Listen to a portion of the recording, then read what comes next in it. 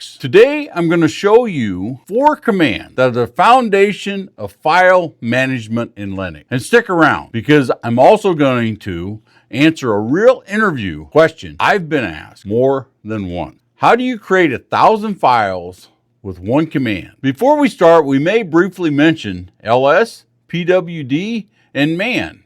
If you haven't seen my video on those, the link is up here. The commands we'll cover today are touch, cp, mv, and rm. Let's get the first command we're going to talk about is touch.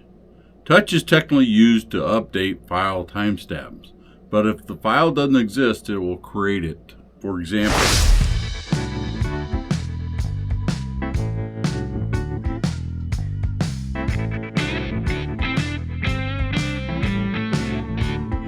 I've used touch and scripts for years, especially before releasing large document type files, so they all have the same timestamp.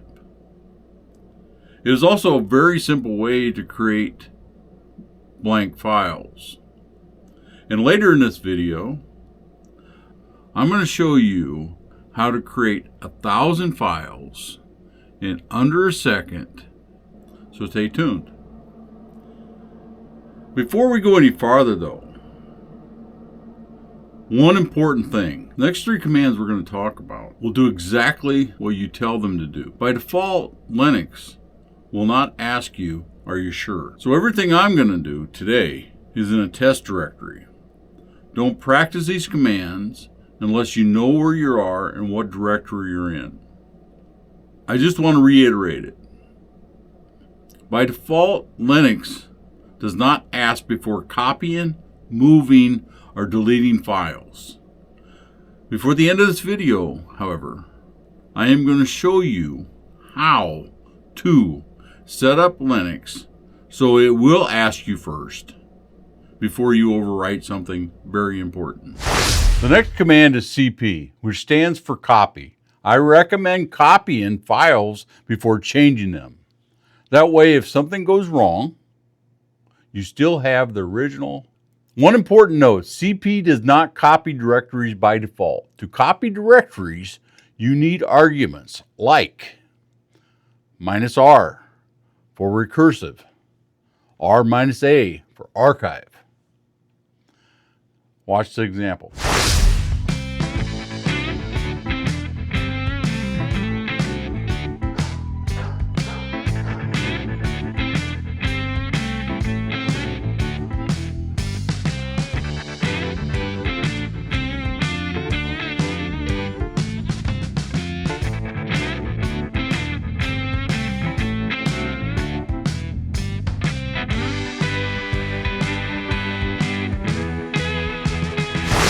As you saw, my system asked before overwriting a file. That's a safety option I've enabled. Without it, CP would have overwritten the file without even asking. Next is MV, which stands for move. Unlike CP, MV does not make a copy, it moves the file. It is also very useful for renaming files. I also have MV enabled on this system to prevent me from moving a file over the top of another file.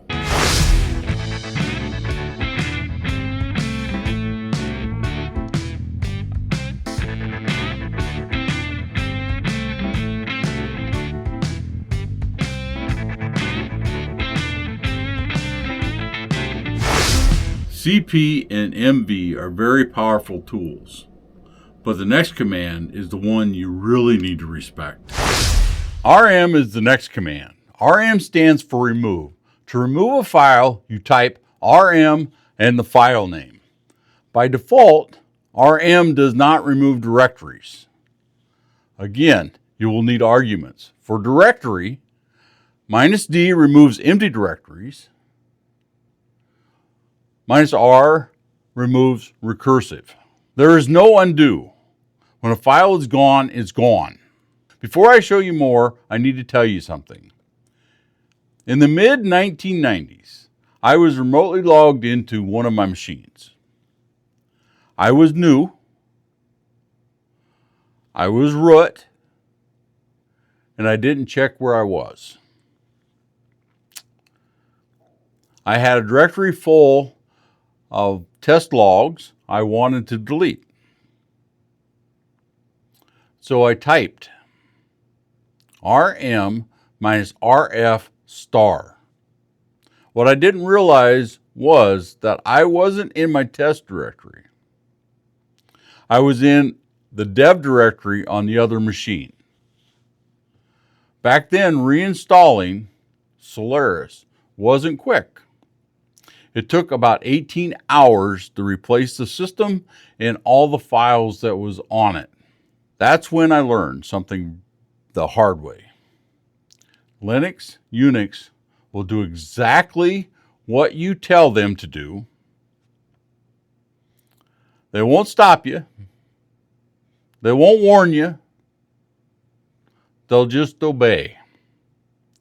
That's why commands like pwd matter, and why you should always know where you are. Now I'll show you RM safety.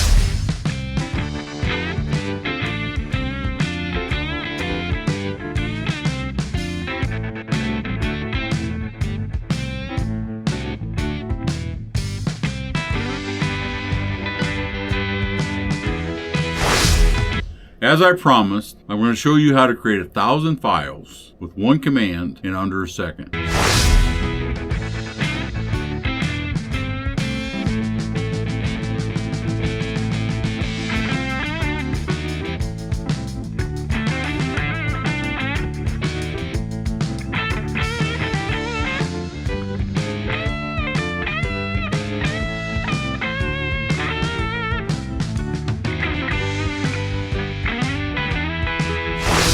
That's it. What happens here is called shell expansion. And the shell expands the names before it runs the command. Touch actually sees 1,000 file names. This goes deeper into pattern matching, which we'll cover in a future video.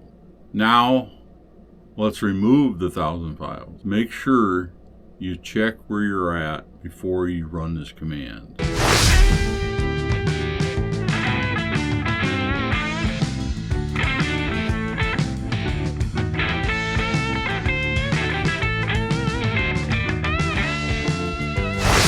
I also promised to show you how to set up Linux so it asks you before deleting a file, overwriting a file, with the 3 commands rm, cp, and mv.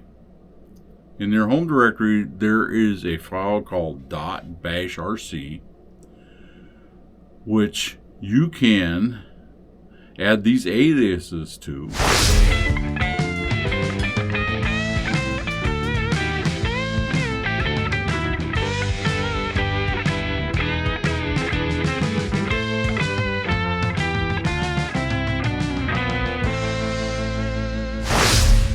This forces interactive mode, so the system asks before acting.